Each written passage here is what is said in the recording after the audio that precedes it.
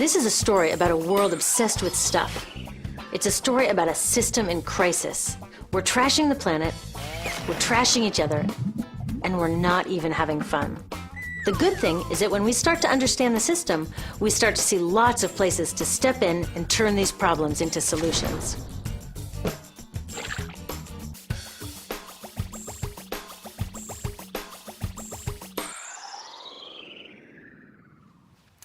One of the problems with trying to use less stuff is that sometimes we feel like we really need it. What if you live in a city like, say, Cleveland, and you want a glass of water? Are you going to take your chances and get it from the city tap? Or should you reach for a bottle of water that comes from the pristine rainforest of Fiji? Well, Fiji brand water thought the answer to this question was obvious, so they built a whole ad campaign around it. It turned out to be one of the dumbest moves in advertising history.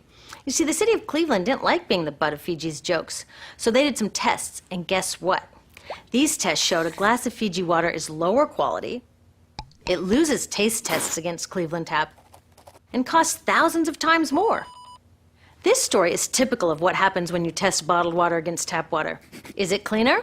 Sometimes, sometimes not.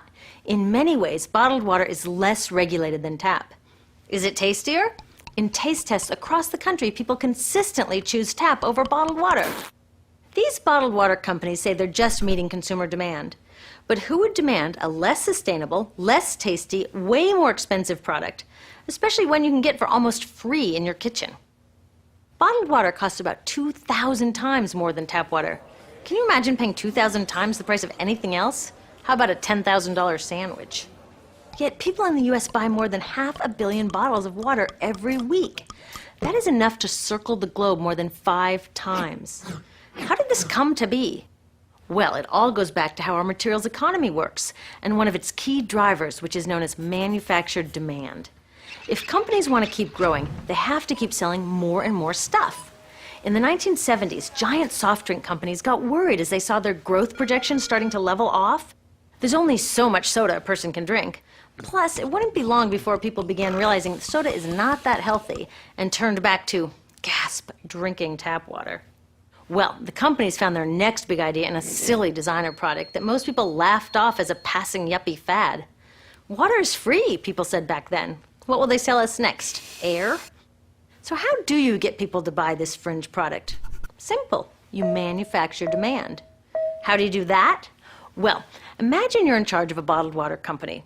Since people aren't lining up to trade their hard-earned money for your unnecessary product, you make them feel scared and insecure if they don't have it. And that's exactly what the bottled water industry did. One of their first marketing tactics was to scare people about tap water with ads like Fiji's Cleveland campaign. When we're done, one top water executive said, tap water will be relegated to showers and washing dishes. Next, you hide the reality of your product behind images of pure fantasy. Have you ever noticed how bottled water tries to seduce us with pictures of mountain streams and pristine nature? But guess where 1/3 of all bottled water in the US actually comes from? The tap. Pepsi's Aquafina and Coke's Dasani are 2 of the many brands that are really filtered tap water. But the pristine nature lie goes much deeper. In a recent full-page ad, Nestle said, bottled water is the most environmentally responsible consumer product in the world. What? They are trashing the environment all along the product's life cycle. Exactly how is that environmentally responsible? The problems start here with extraction and production, where oil is used to make water bottles. Each year, making the plastic water bottles used in the US takes enough oil and energy to fuel 1 million cars. All that energy spent to make the bottle, even more to ship it around the planet, and then we drink it in about 2 minutes?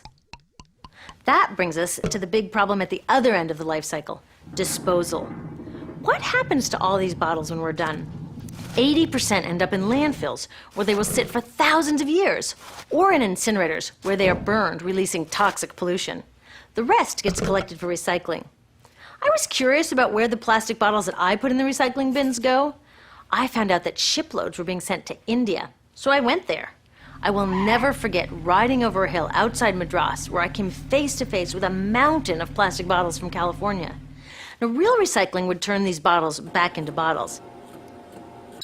But that wasn't what was happening here. Instead, these bottles were slated to be downcycled, which means turning them into lower quality products that would just be chucked later. The parts that couldn't be downcycled were thrown away there, shipped all the way to India just to be dumped in someone else's backyard. If bottled water companies want to use mountains on their labels, it would be more accurate to show one of these mountains of plastic waste. Scaring us, seducing us, and misleading us. These strategies are all core parts of manufacturing demand. Once they've manufactured all this demand, creating a new multi-billion-dollar market, they defend it by beating out the competition. But in this case, the competition is our basic human right to clean, safe drinking water. Pepsi's vice chairman publicly said, "The biggest enemy is tap water." They want us to think it's dirty and bottled water is the best alternative. In many places, public water is polluted, thanks to polluting industries like the plastic bottle industry. And these bottled water guys are all too happy to offer their expensive solutions, which keep us hooked on their products. It is time we took back the tap. That starts with making a personal commitment to not buy or drink bottled water unless the water in your community is truly unhealthy. Yes, it takes a bit of foresight to grab a reusable bottle on the way out, but I think we can handle it. Then take the next step. Join a campaign that's working for real solutions, like demanding investment in clean tap water for all. In the US, tap water is underfunded by $24 billion, partly because people believe drinking water only comes from a bottle.